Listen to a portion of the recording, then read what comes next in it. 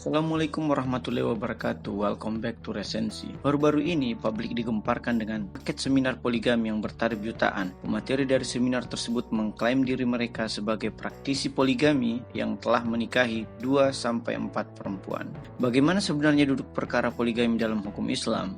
Dan apakah syiar berkenaan poligami dapat dikomodifikasi menjadi paket seminar? Apakah hal tersebut semakin memuliakan esensi ajaran Islam atau malah membuat nilai-nilai keislaman ternodai oleh kepentingan ekonomi dan syahwat sebagian oknum yang mendaku sebagai pengamal sunnah Rasulullah Shallallahu Alaihi Wasallam? Jika monogami adalah pernikahan tunggal antara seseorang lelaki dan seorang perempuan, maka poligami adalah pernikahan ganda antara satu orang lelaki dengan banyak perempuan, atau antara satu orang perempuan dengan banyak lelaki, atau antara kelompok lelaki dengan kelompok perempuan.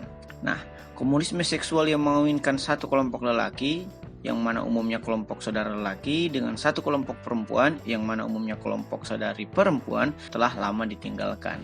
Bahkan di negara yang mengaku paling komunis sekalipun. Hal ini ditandai dengan dilegalkannya undang-undang pernikahan monogami oleh negara komunis Uni Soviet pada dekade 1930-an. Begitupun dengan poliandri atau pernikahan seorang perempuan dengan banyak lelaki juga telah ditinggalkan.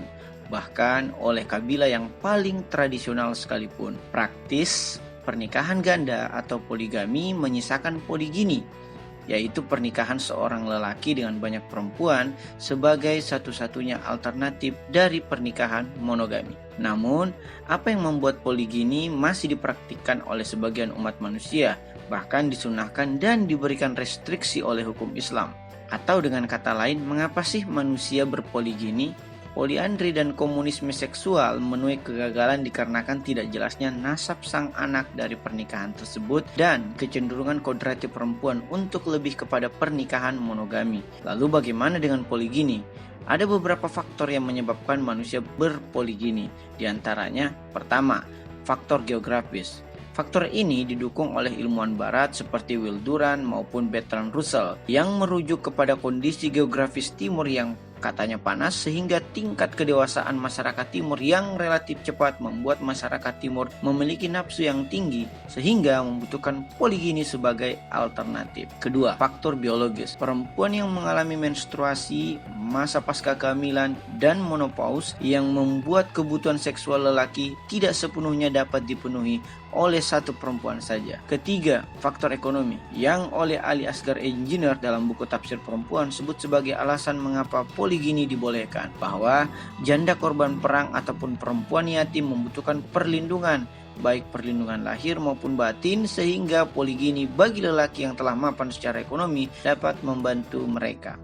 Keempat, faktor politik, dalam artian untuk menambah jumlah suku yang mana memperkuat kekuasaan politik maupun militer. Dan yang terakhir, faktor demografi, di mana jumlah perempuan lebih banyak ketimbang jumlah lelaki, khususnya jumlah usia kawin. Sehingga dengan adanya poligini, perempuan yang berusia kawin dapat menemukan jodohnya melalui poligini agar terjadi keadilan sosial. Pada beberapa negara yang dirujuk oleh Murtada Mutahari dalam buku Duduk Perkara Poligami, beliau mendapati bahwa jumlah perempuan di dunia memang lebih banyak ketimbang jumlah lelaki. Adapun pada beberapa negara yang jumlah lelakinya lebih banyak, Mutahari mendapati lagi fakta bahwa jumlah usia kawin perempuan negara tersebut masih lebih banyak daripada jumlah usia kawin laki-lakinya. Pertanyaannya kemudian, mengapa jumlah perempuan secara umum ataupun jumlah perempuan usia kawin secara khusus seringkali lebih banyak ketimbang jumlah lelakinya? Hal itu dikarenakan setidaknya oleh berbagai faktor, yaitu faktor kromosom perempuan,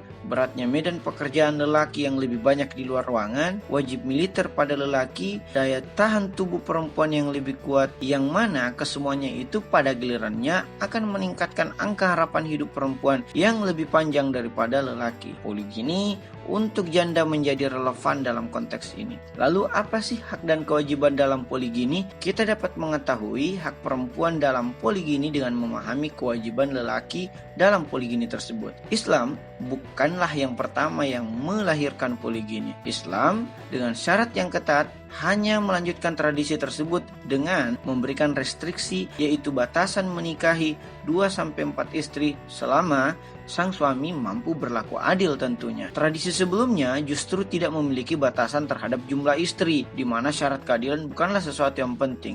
Sebaliknya, dalam Islam, selain batasan maksimal 4 istri, keadilan menjadi faktor utama bagi dibolehkannya poligini. Adapun keadilan yang dimaksud adalah penuntasan hak dan kewajiban, dan keadilan tersebut bukan saja berkenaan dengan keadilan ekonomi semata, melainkan pula keadilan fisik hingga kepada keadilan moral.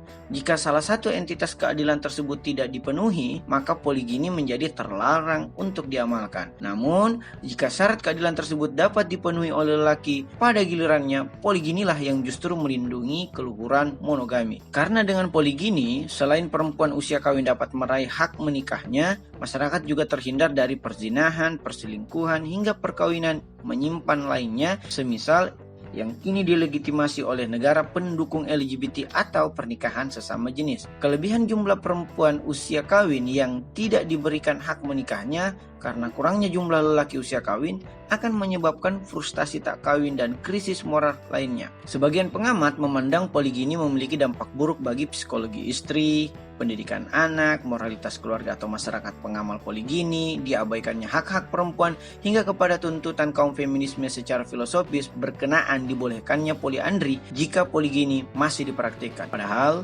faktor mengapa manusia poligini telah kita jelaskan sebelumnya, yang mana faktor demografilah alasan paling kuat mengapa poligini dibolehkan dalam Islam. Bahwa demi terciptanya keadilan sosial berkenaan hak menikah bagi perempuan usia kawin yang seperti kita jelaskan pula, hampir 2 kali lipat banyaknya dibandingkan jumlah lelaki usia kawin. Adapun penolakan Barat terhadap poligini bukanlah bersumber dari ajaran Kristen yang luhur, melainkan dikarenakan sudut pandang pemikiran Barat tersebut saja. Yang lebih absurd dari semua itu adalah penolakan mereka terhadap poligini justru bertentangan dengan gaya hidup mereka yang sering berganti-ganti pasangan, selingkuh, hingga kepada seks bebas ke sesama jenis. Mereka melarang poligini hanya karena didukung oleh Islam, dan kemudian justru getol terhadap legislasi pernikahan sesama jenis. Kritik lainnya juga perlu kita layangkan kepada para pengamal poligini, yang mana berpoligini bukan karena pertimbangan keadilan sosial atau faktor kelebihan jumlah usia kawin perempuan atas lelaki, melainkan